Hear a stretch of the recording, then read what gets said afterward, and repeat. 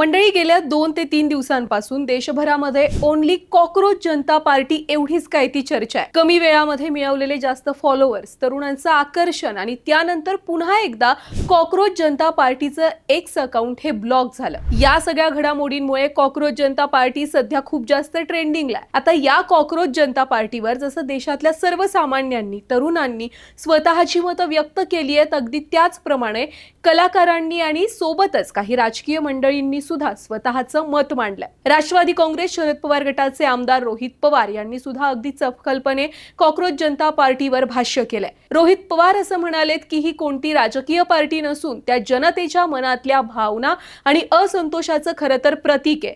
विरोधकांनी लोकांच्या भावना समजून घेतल्या नाहीत, संघर्ष केला नाही तर जनतेचा संताप वेगळ्याच स्वरूपामध्ये बाहेर येईल असं रोहित पवार म्हणाले। नेमकं रोहित पवार याच कॉकरोच जनता पार्टीवर काय बोललेत अगदी सविस्तरपणे बघूया। विचाराने नक्कीच कुठं ना कुठंतरी भारी पडू शकते, पण कुठल्या अनुषंगाने की लोकांची जी खतखत आहे, जर आज विरोधात सर्व पक्ष आहेत ते जर लोकांची खतखत बोलू शकले नाहीत, लोकांसाठी रस्त्यावर येऊन लढले नाहीत, प्रामाणिकपणे तो लढा हाती घेतला नाही, तर कुठं ना कुठंतरी हा जो सगळा रोष आहे लोकांचा तो दुसरीकडे वळू शकतो। कॉकरोच जनता पार्टी ही काय पार्टी नाही आहे, सोशल मीडियावर एक आउटफिट आहे, पण त्यांना जो प्रतिसाद मिळतोय ते या देशातल्या सरकारच्या विरोधात तो प्रतिसाद तिथं आहे।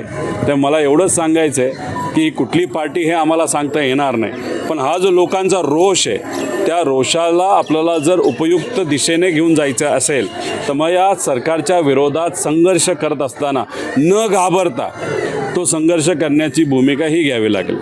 मंडळी, थोडक्यात सांगायचं झालं तर रोहित पवार यांनी सत्ताधाऱ्यांवर टीका तर केलीच आहे, पण सोबतच विरोधक सुद्धा कुठेतरी कमी पडतायत आणि त्यामुळेच सामान्य जनता कॉकरोच जनता पार्टी यांच्यासारख्या पार्टीमधून स्वतःच्या भावना व्यक्त करत आहे असं म्हटलंय। पण प्रश्न असा आहे की रोहित पवार स्वतःच विरोधी पक्षामध्ये आहेत, असं असताना त्यांना कुठेतरी असं वाटतंय का की विरोधक म्हणून आपला पक्ष सुद्धा कुठेतरी कमी पडतोय, की रोहित पवार यांच्या बोलण्याचा अर्थ आणखी काहीतरी वेगळा आहे?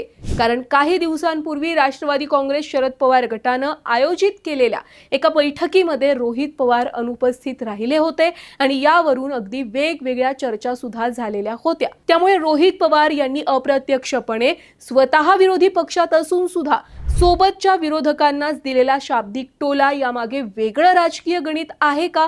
तुम्हाला काय वाटतंय?